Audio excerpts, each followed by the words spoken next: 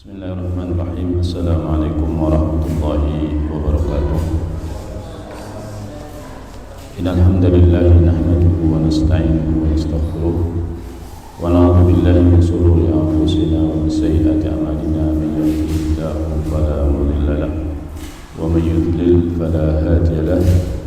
Asyhadu an la ilaha illallah wahdahu la syarika lahu wa asyhadu anna Muhammadan 'abduhu wa rasuluh. Qala Allah Ta'ala ya ayyuhalladzina amanu taqullaha haqqa tuqatih wa la tamutunna illa wa antum muslimun. Ya ayyuhan nasu taqu rabbakum alladzi khalaqakum min nafsin wahidah wa khalaqa minha zawjaha wa batha minhuma rijalan katsiran wa nisaa'a wattaqullaha alladzi tasaaluna bihi wal arham innallaha kana 'alaykum raqiba.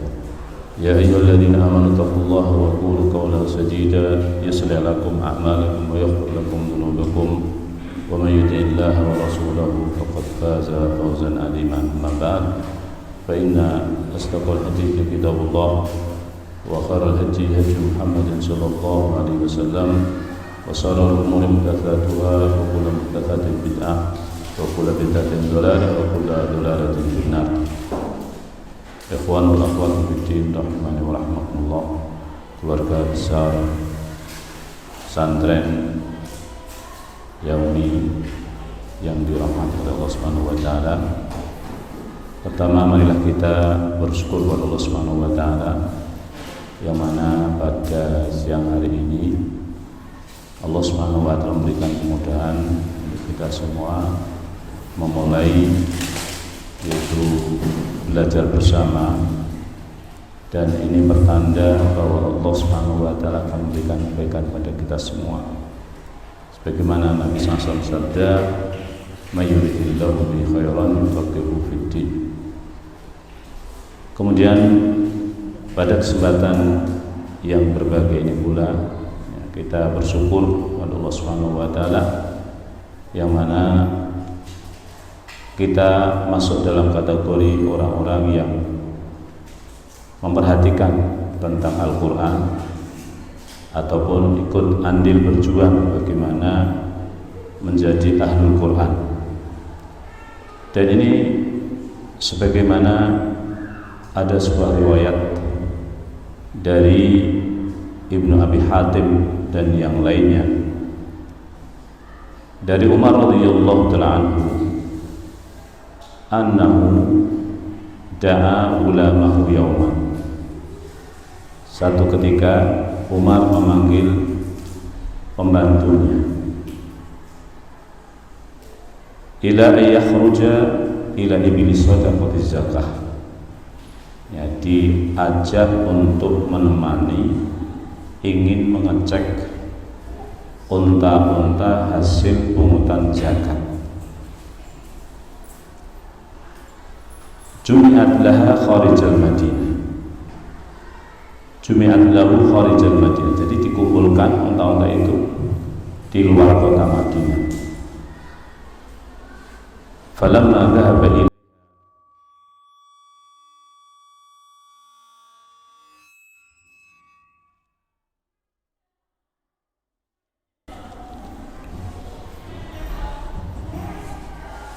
Falamma dhahaba ilaiha ightala ghulam.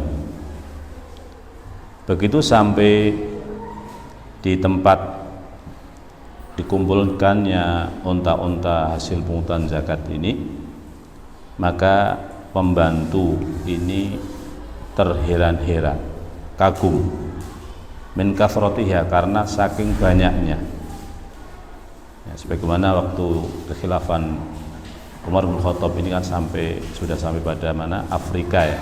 Jadi pungutan zakat dari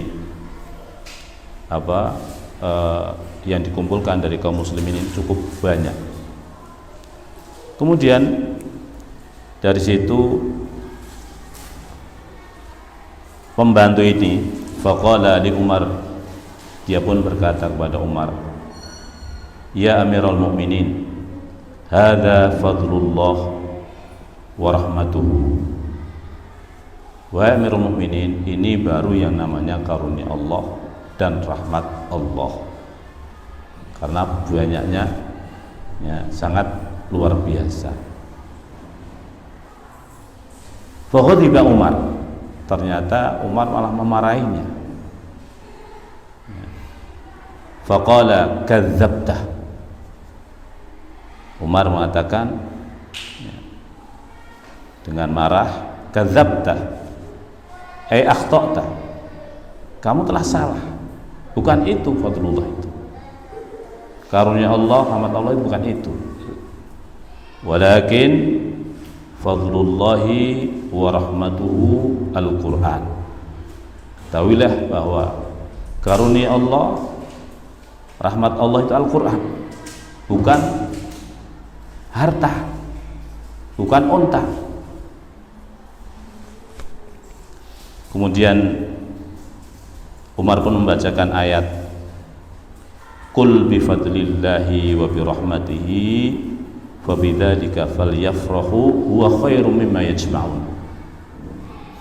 Katakanlah wahai Muhammad, dengan karunia Allah dan rahmat Allah, maka hendaklah dengan itu kamu bergembira, dan itu lebih baik dari apa yang mereka kumpulkan, ini dari harta benda yang mereka kumpulkan. Dari sini kita faham bahwa ternyata karunia Allah, rahmat Allah itu adalah Al-Quran, bukan harta. Ketika kita ikut terlibat dalam bagaimana santri-santri kita ataupun kaum muslimin memahami Al-Quran, mengamalkan Al-Quran, maka insya Allah kita termasuk orang yang mendapatkan fadlullah wa rahmatuh, dan ini lebih berharga daripada harta yang dimiliki oleh miliarder dunia. Ini harus kita syukuri. Dan juga Anas radhiyallahu ta'ala anhu menjelaskan makna fadlullah wa rahmatuh. Kata Anas radhiyallahu ta'ala anhu bahwa fadlullah adalah Al-Quran, fadlullah Al-Quran, wa rahmatuhu ay yaj'alana min ahlihi. Karunia Allah itu ya Al-Quran. Rahmat Allah adalah ketika Allah menjadikan kita termasuk daripada Ahlul Quran.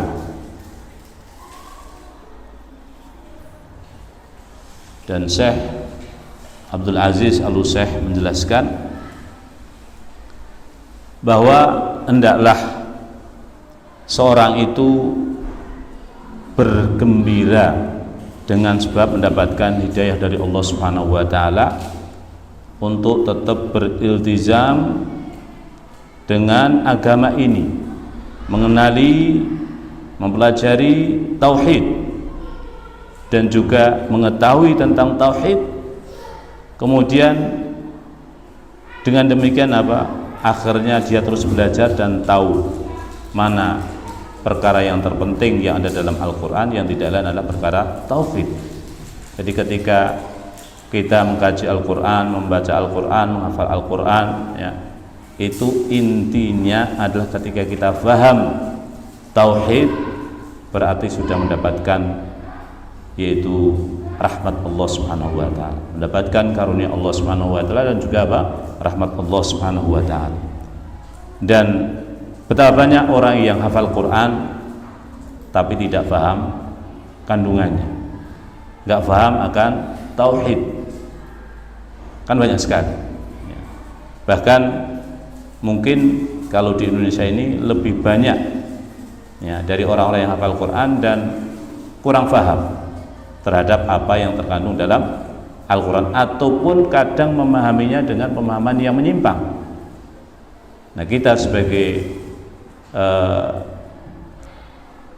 orang yang telah dipilih oleh Allah Subhanahu wa taala, ketika kita yaitu diberi kemudahan untuk mengkaji Al-Quran, menghafal Al-Quran, kemudian memahami intisari daripada Al-Quran, yaitu perkara akidah, perkara tauhid, maka ini adalah merupakan kenikmatan yang luar biasa.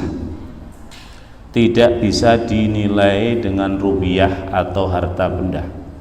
Ketika orang itu selamat, ya, ketika orang itu selamat akidahnya, otomatis dia akan selamat dari panasnya api neraka.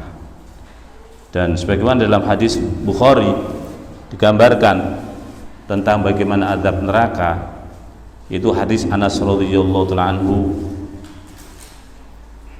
ani Nabi sallallahu alaihi wasallam yaqulullahu ta'ala li ahwani ahli nari adzaban. Allah Subhanahu wa taala berfirman, berbicara kepada penghuni neraka yang azabnya paling ringan dengan perkataan lau kanat laqad dunya wa ma fiha wa mithluha ma'aha akunta muftadiyan biha. Allah bertanya kepada penduduk neraka yang paling ringan azabnya, kalau seandainya kamu memiliki dunia dan seisinya, kemudian memiliki dunia dan seisinya lagi, yakni dua dunia dan seisinya, apakah kamu akan menebusnya supaya bisa lepas dari azab yang paling ringan ini? Fayaqulu na'am. Maka penduduk neraka yang paling ringan azabnya ini mengatakan iya. Fayaqulu subhanahu wa ta'ala qad aradtu minka ahwana min hadha wa anta fi sulbi adam. Aku telah menginginkan kamu dengan syarat yang lebih mudah dari ini semua ketika kamu di tulang rusuknya sulbinya Adam. Alla tusrika bi syai'a wala udhilakan nara fa abaita illa asyirk. Rawal Bukhari. Yaitu kamu tidak menyekutukanku dengan satupun apa, maka aku tidak akan masukkan kamu ke dalam neraka, tapi kamu menolaknya, tetap saja kamu melakukan apa? Kesyirikan.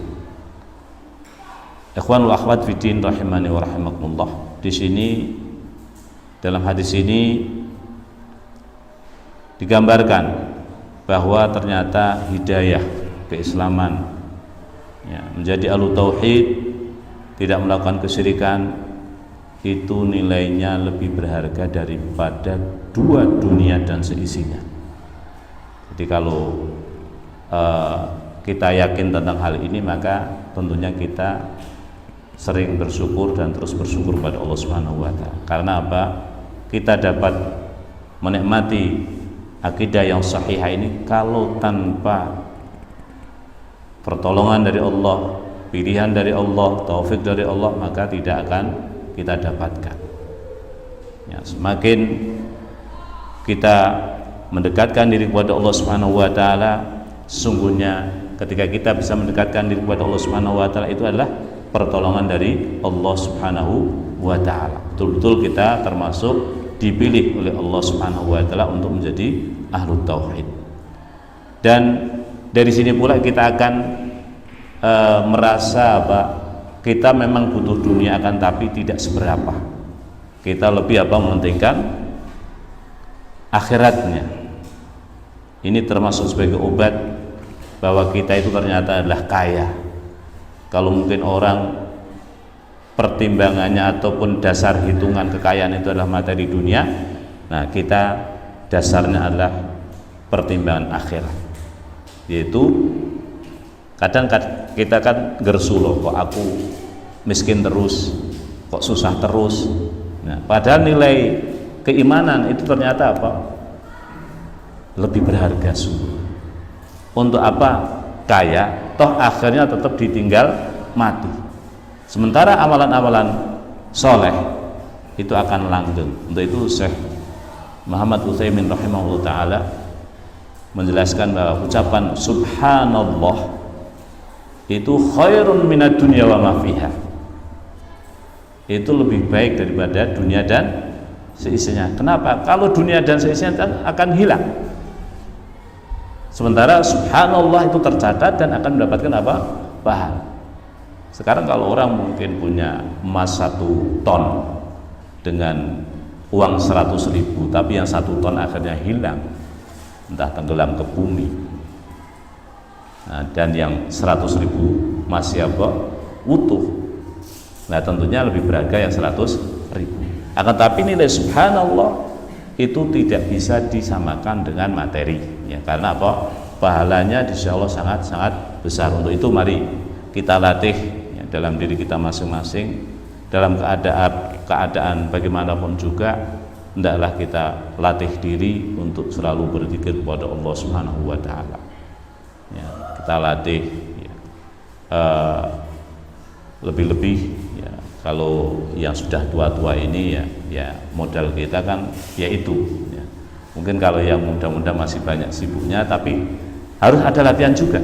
Kenapa? Karena ketika sudah terbiasa itu baru nanti enak, ya. Sebagaimana kata Arab, al insanu ibnu awaidihi, manusia itu anak kebiasaannya. Kalau sudah biasa zikir, ya, dalam kesendirian, biasa, ya, entah itu baik membaca Al-Qur'annya ataupun berzikirnya ataupun semampu kita, ya, apa yang kita hafal, ya seperti baca tasbih, tahmid, ya, takbir, tahlil dan lain sebagainya.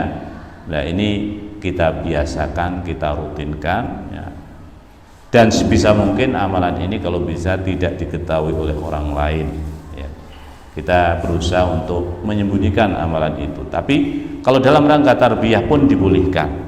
Nah, dalam rangka untuk mendidik agar mungkin santri juga ikut, ya, meniru apa yang kita lakukan, itu pun dibolehkan. Akan tapi itu memang butuh perjuangan untuk apa? Ikhlas, ya.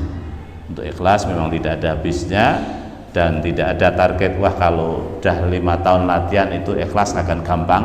Tidak ada. Kenapa? Karena yang namanya ikhlas ini terus, ya, perjuangan selama masih ada syaitan, maka akan terus, ya, yaitu menggoda kita agar kita tidak apa? Ikhlas. Kemudian juga dalam Al-Qur'an Allah Subhanahu wa taala menggambarkan tentang nilai seorang yang beriman.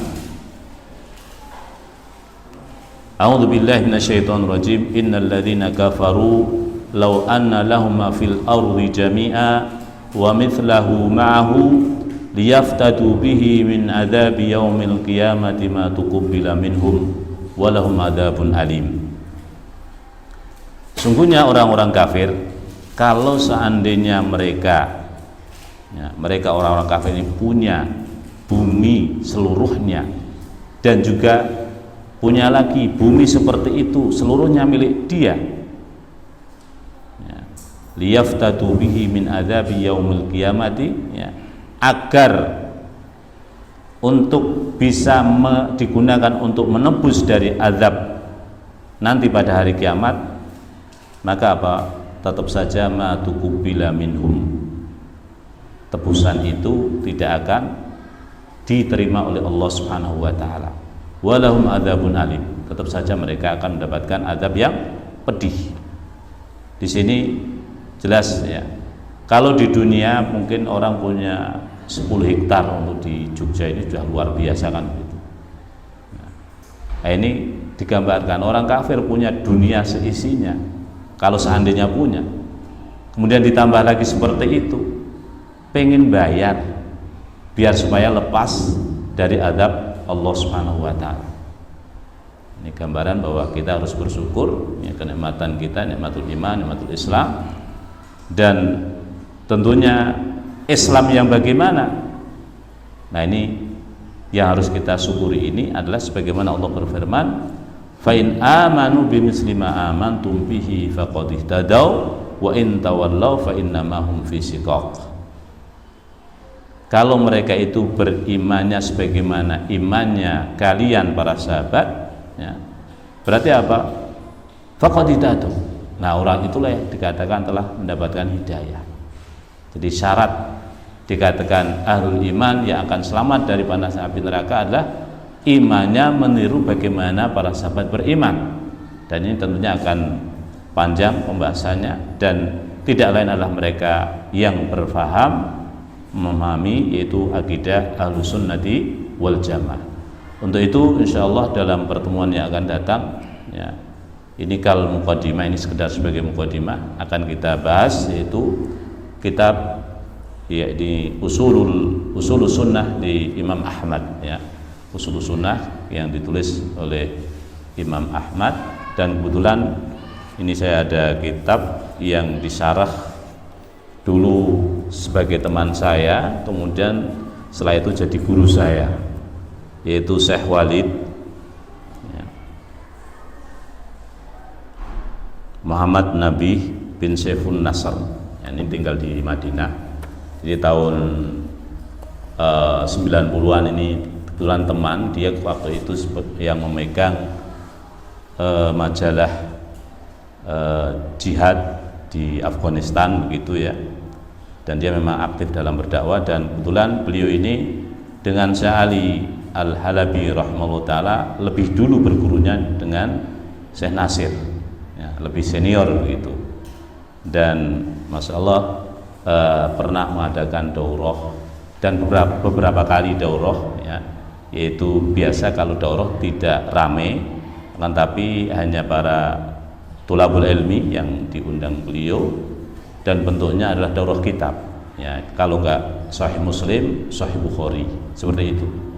Target beliau biasanya selesai sekali daurah, biasanya ada yang 20 hari, ada yang sebulan, beberapa kali ke Indonesia. Kalau sekarang markasnya itu biasa di Al Furqon Gresik, ya, daurah-daurah kitab hadis di sana, seperti itu. Nah, beliau kebetulan yang mensyarah usul sunnah ini yang ditulis oleh Imam Ahlussunnah, yaitu Imam Ahmad bin Hanbal. Kenapa kita memilih ini? Ya, insyaallah dalam kitab usul sunnah ini kita akan paham tentang bagaimana prinsip-prinsip, ya, Ahlussunnati wal jamaah, dan dari sini kita akan menyatukan visi dan misi kita biar tidak jomplang, ya. Artinya sama-sama paham tujuan pondok itu apa sih. Nah, dari belajar kitab ini insyaallah kan kita tahu, ya, bagaimana prinsip-prinsip daripada Ahlussunnah, akidah Ahlussunnati wal jamaah. Kemudian tentunya tidak hanya sekedar sebagai teori, tapi betul-betul bisa diamalkan, dipraktekkan, ya. Karena memang prinsip Ahlussunnah sebagaimana para ulama menjelaskan bahwa Ahlussunnah itu yakni arhamun nas bin nas, orang yang paling lemah lembut, ya, penyayang kepada sama manusia. Nah, ini juga akan didapatkan dalam kitab ini, ya. Dan dalam artian memang ada kata-kata dari para salaf ketika tegas itu sungguhnya prakteknya ketika kaum, yakni Ahlus Sunnah itu mayoritas, ya, praktek-praktek ketegasan terhadap Ahlul Bid'ah itu baru bisa dipraktekkan. Tetapi ketika kita itu masih minoritas, maka itu sebagaimana Nabi SAW ketika masih dalam posisi belum hijrah, itu tetap berbaur dengan mereka, dakwah dengan mereka, ya, mendakwai mereka, diusir pun tidak masalah, kan begitu. Nah, karena kaidahnya tidak mungkin yang minoritas memboikot yang mayoritas, ya. Jadi bentuk-bentuk pemboikotan kadang salah prakteknya karena ingin mempraktekkan apa yang dicontohkan oleh para salaf, ya, suka mengingkari Ahlul Bid'ah dengan tegas, dengan keras dan lain sebagainya, tapi tidak dilihat kondisinya. Ini kadang salah dalam dalilnya tepat, dalilnya benar, tapi tatbiknya yang keliru.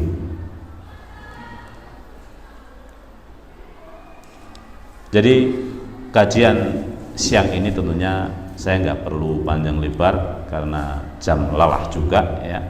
Dan saya kira ini sekedar sebagai mukadimah, dan semoga yang sedikit ini bisa membuka wawasan dan intinya apa? Insya Allah kita sedikit demi sedikit akan kita pelajari, yaitu apa?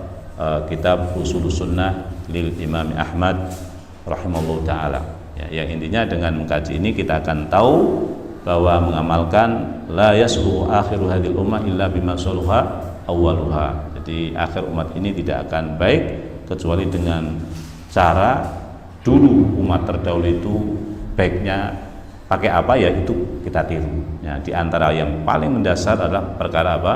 Akidah, perkara usul ya. Tapi dari saya barangkali itu yang bisa saya sampaikan. Sekali lagi semoga Allah Subhanahu wa taala memberikan taufik kepada kita semua.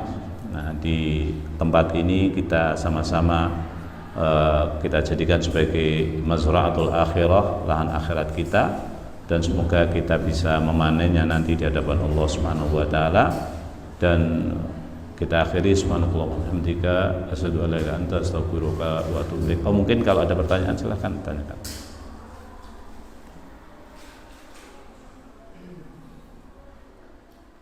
Ada, saya kira cukup ya.